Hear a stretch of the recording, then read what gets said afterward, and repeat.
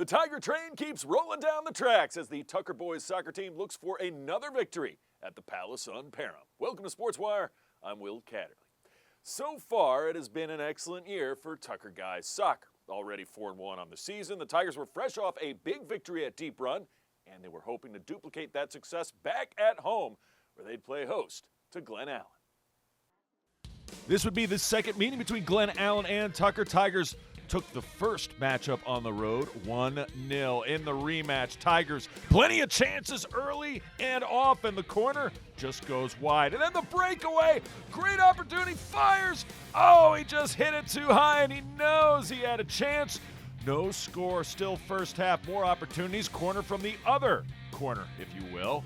The ball's going to bounce around and got a foot on it, just not a whole lot. And right there, making plays. I tell you what, Jake Batterson was tremendous in net for Glen Allen. That shot right there just goes wide.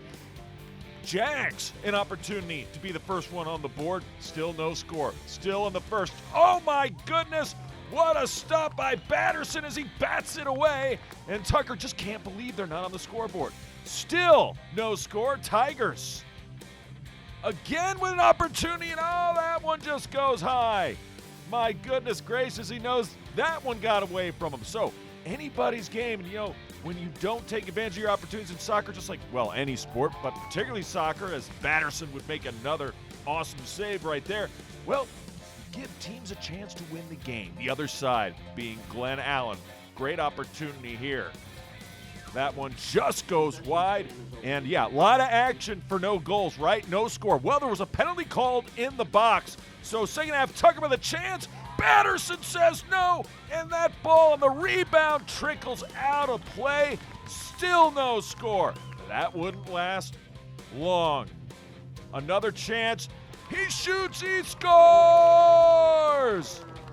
Iverson Garcia.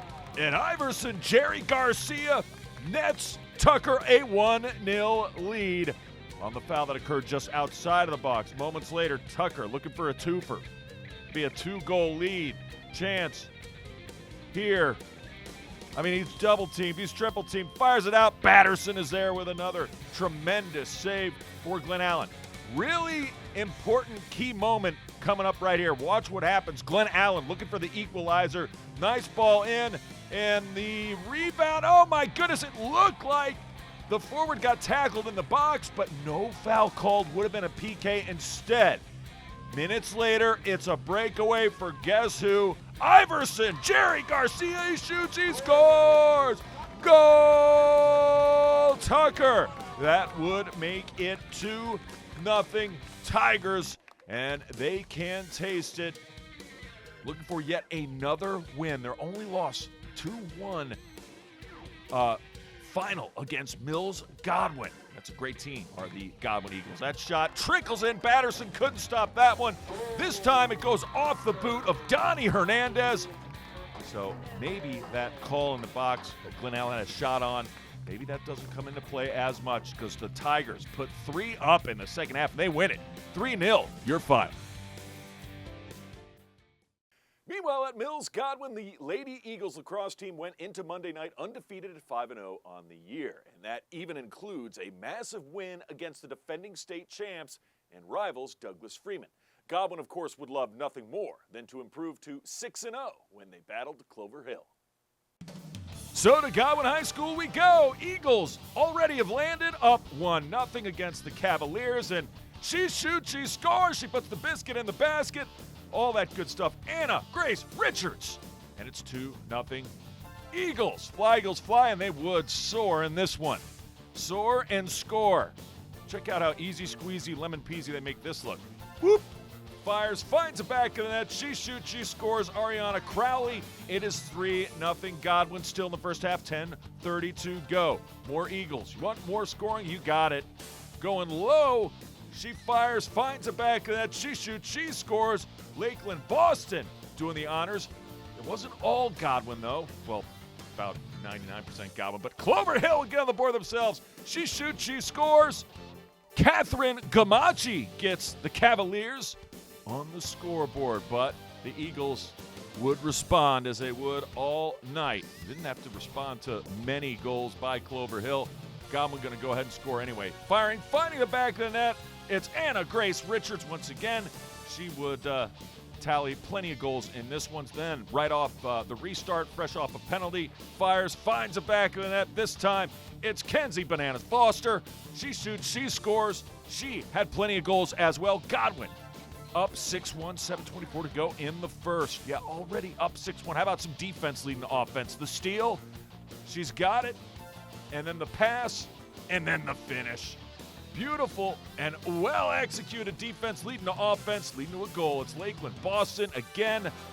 And this team is humming. They are clicking on all cylinders. Can't wait for that Freeman rematch as well. Firing, finding the back of the net on this night. All the action belonged to the Lady Eagles. Anna Grace Richards once again. That would make the score 8-1, and there was more where that came from. If I sound like a broken record, it's because Godwin just kept scoring goals. And she does it again. This time, it's Lakeland Boston again. She shoots, she scores. Godwin up a lot to a little at this point. Clover Hill looking for one more on their side. Check it out. Nicely done. Double team. She finds the back of the net anyway. She shoots, she scores. Kinsley Varn Horns. That would make it 10-2, but it was too much. Godwin on this night. A couple more highlights. Not going to show every single goal, but you get the picture on this one. Heading straight to the net, looking for the crosser. And she's got her, and she scores. Once again, this is Ariana Crowley. You heard from her earlier. She puts that one home. That would make it 11-2 at that point, and there would be more where that would come from. Number 14, have herself a day with the miss. Gets her own rebound, though. And patience is a virtue in life, also in scoring goals. Firing, finding the back of that. Anna Grace Richards, all Godwin, all night long, all night. Eagles take care of this one. 23-2 is your final. We have more lacrosse action when we return. The Deep Run guys tussled with Glen Allen Tuesday afternoon. Plus, Hermitage hosts John Marshall in softball as the Panthers look for their second win of the season. Highlights are straight ahead.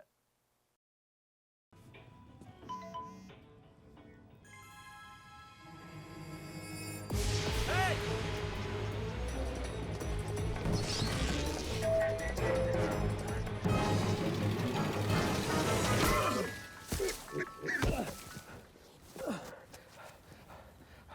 So, same time next week? Well, of course. Put away a few bucks, feel like $1 million. For free tips to help you save, go to Feed the Pig. Welcome back to Sports Wire. Little guys lacrosse action for you. Deep Run in the home whites taking on the Glen Allen Jaguars. Back in black at Deep Run. Tuesday afternoon action. Blistering shot. He shoots. He scores. Wildcats get on the scoreboard first. It's a low-scoring affair in this one, especially early. 1-0 Deep Run in the first. More action from the Cats. Plenty of opportunities in the attacking half. They would take their time setting up their offense, but it usually led to good results. This time, blistering shot and a fantastic save by the goalie for Glen Allen. More action still in the first. More chances for the Wildcats. Watch this one pass inside. Fires somehow knocked away and denied. A 1-0 lead. That would be all the scoring for the first quarter. Let's go to the second. Switching sides now. Here comes Glen Allen. Great give. Nice finish. He shoots. He scores. John Stottlemyre gets the equalizer. We're all knotted up at one apiece. Deep Run, though, would not let it stay that way. Not for long. Check out the Wildcats on the move. Blistering shot, fires, finds the back net, he shoots, he scores. Wildcats back up 2-1 off the stick of Brett Foy. And there was more where that came from for the Wildcats still in the second. On the attack once again. Passes it around, number 28 was great in this one. Fires, finds back net, he shoots, he scores. Liam Blondin gets into the scores table. That would not be the only goal for Blondin on this afternoon. 3-1 Wildcats at that point. Glen Allen not finished, though. Spin move, and then the pass and the finish. Fires, finds back in the net again, and the Jags, only down by 1. Fortunately for Glen Allen, that is as close as they would get. 3-2. We go to the third. After the Jaguar goal by DJ Lee, it is Liam Blondin once again. Wildcats get the goal right back. And in the third quarter, it was all Wildcats. Matter of fact, Deep Run was very dominant in the second half. This one, both third and fourth quarters. Here's an example. Firing. He finds it back. The net goes left. He shoots. He scores. Charles Mooney with the goal. Wildcats would have a 5-2 advantage at that point with 7:38 to go in the third. And still not finished. Pass inside. Fires. Finds it back to the net. He shoots. He scores. Number 13 doing the honors. Quinn Doherty does it, and Deep Run gets a win at home. They finish this one in style. 11-3 is your final. To softball at Hermitage High School we go, where Hermitage was taking on John Marshall. First inning, well done defensively by the pitcher in the circle, Molly Harris. She throws to first, and she gets a strikeout. Catcher finishing the deal, throwing to first. And then getting the side out as well. Struck her out looking. Nicely done by Molly Harris. And then Hermitage would bring the bats out in the bottom half of the opening frame as this ball is absolutely tattooed to deep center. All the way to the wall. And no, that's not a single. That's not a double. Number 12 laces it. Maddie Lester absolutely laces it for a stand-up triple. That would lead to this. Great play by John Marshall at short, and they would get the double play. So alert.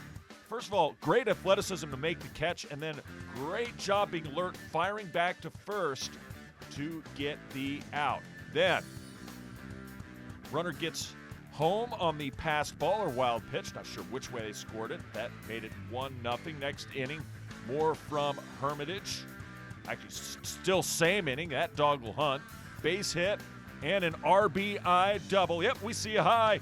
Number 18 doing the honors, and then it would lead to this. Back in the circle. Harris goes high for the strikeout. And then low in the zone. Got her looking. Harris in control in this one. Hermitage bats absolutely dominant in this one as well. And just being patient at the plate helps as well. That is a walk. They threw the ball to third base. Ball went in the outfield, so runner comes across to score. That would make it 4-0 at the time. Later, more from Hermitage. Strike him out, sit him down. The swing and the miss anyway, but the ball gets away and just avoids the tag at home plate. Another run comes across for Panthers, and there was a lot of that going on in this one. Another one on the wild pitch, sliding home safely is Hermitage. Score another one for the Panthers. They'd be up 5-0, still not done. That one fires wide. It's a bases loaded walk, so run comes around to score for the Panthers. They win this one going away. 14-1 is your final. We hit the diamond when we come back for a little baseball action. It's a playoff rematch from a year ago when Glen Allen takes on Cosby. Plus, Henrico meets up with Maggie Walker. That's next. Todd's a great guy. I mean, look at him. What a sweetheart. Attaboy. Wait, Todd, what are you doing? How totally selfish and un-Todd-like of you. Come on, Todd. Come on, man. Welcome back to SportsWire baseball action at Glen Allen. It's a rematch of last year's regional playoff matchup when Glen Allen went to Cosby and won. Daniel Nienaber on the mound. Strike him out, sit him down. He actually hit the first two batters he faced. So this is first inning action. Another strikeout, live fastball, looking good until he got it in the zone. And Greer, cabin band, knows what to do with it. He slices this one, knocks it deep to right. It was a very windy day. Could not make the play in right. It goes as a 2 RBI double. And remember, the Titans, cabin band does strike him out, sit him down. Daniel strikes out all three batters that they got out, but it's a 2-0 advantage. Damage done. However, bottom half of the inning, Glen Allen coming back. Number 28, going to make that one work. 2 on after Benjamin Pulliam pulled that one. And then I got it. Nobody's got it. Ball hits the ground. 1 run scores. Jags are on the board. That would make it 2-1. That would lead to this. That dog will hunt, try to throw home, and he is safe at the plate as Pulliam comes in to score. Number 11 doing the honors with the stick in his hands, would be tied at 2. Andrew Davis comes through. Second inning, settling down. Daniel Nanuber with the strikeout there, and then Daniel, again, low in the zone, gets a strikeout call right there as number 13 looks at that one, Nathan Hawk. And but then in the zone, Cosby would have a couple of major hits. That ball hit high, it is far. It'll see ya next time. A solo home run by Blake LaMattina. And Cosby back out in front, 3-2. More from Cosby. Great effort in center field, but that's going to go as an RBI base knock. Tyler Tapscott comes around to score. Just like that, Titans aggressive in that zone. They put up a 3 spot in the third, have a 5-2 lead. And you know, Glen Allen's one of those teams that absolutely loves to run the base path. Steal right there would lead to this.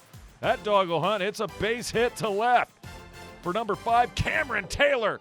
And Taylor tallies a run, goes for an RBI, and Cameron and the Jags not done, not by a long shot.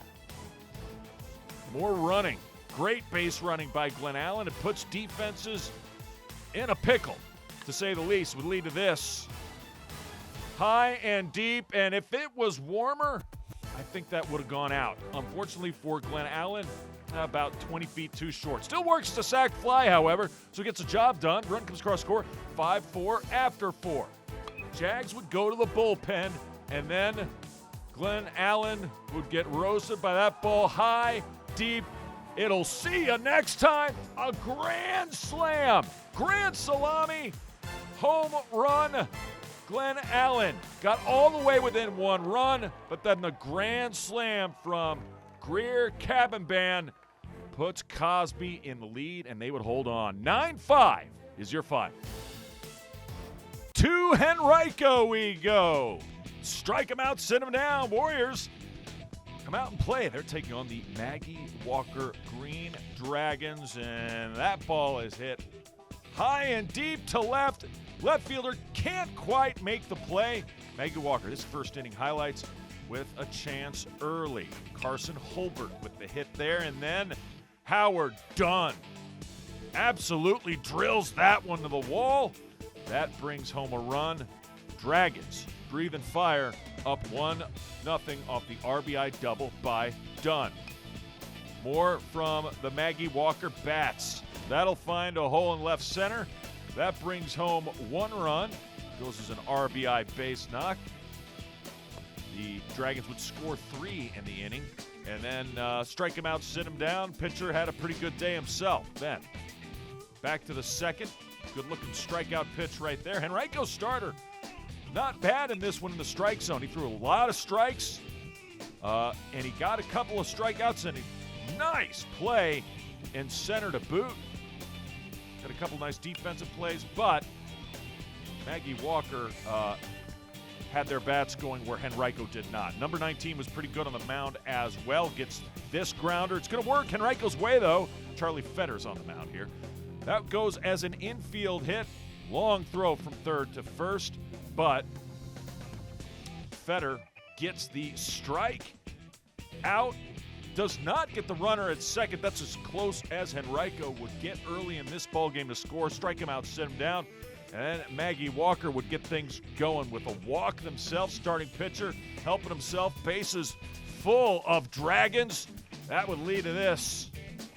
Low in the zone, ball 4, gets away from the catcher. Run comes across. That would make it 4-0.